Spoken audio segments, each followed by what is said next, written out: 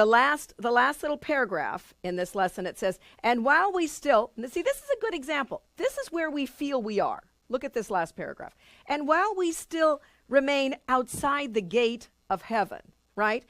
And that's metaphorical, right? It's not like there's a big castle here and there's a gate closing it off. It's just metaphorical. While we still feel we're not fully aware of who and what we are, while we still seem to remain outside the gate of heaven, it says what? Let us look on all we see through holy vision and the eyes of Christ. So we're asked to call upon that. Father, let me see all things as pure. Holy Spirit, use my eyes to see the purity in this experience, in myself, in others. We see through the holy eyes of Christ. Let all appearances seem pure to us. Let's not put our prejudgment on them, that we may pass them by in innocence and walk together to our Father's house as brothers and the holy sons of God. That again, we're trying to move past the seeming judgments. And I don't know about you, but I see my judgments a lot clearer than I ever used to.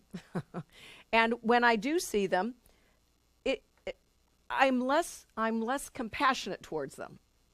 I do not want to give them as much breath as I used to. But I do see them. And when I see them, they're kind of annoying to me. They're just, they kind of, they're jarring. I don't want that. That doesn't help me. That doesn't heal me. That doesn't bring me anything that I want. That doesn't bring me the peace of God that I'm desiring. So I see them, and sometimes because they are jarring, you kind of go, oh, I'm not doing very good. But I always think if they're more jarring to me, I'm really noticing them, which means that I don't tolerate them like I used to. I like that.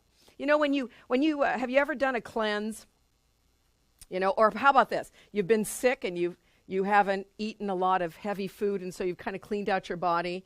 And then when you start to eat food again, it's really hard to eat really hard to process foods, right?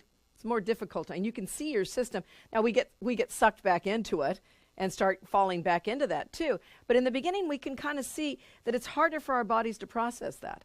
So when we do take these times to kind of clean our minds and our hearts, kind of purge ourselves of these judgmental thoughts or these fearful thinking, when they seem to hit us again, they kind of become jarring. It's hard for us to process it. It's hard for us to digest it as well. And so we kind of, we can settle back into it, but that doesn't really heal us.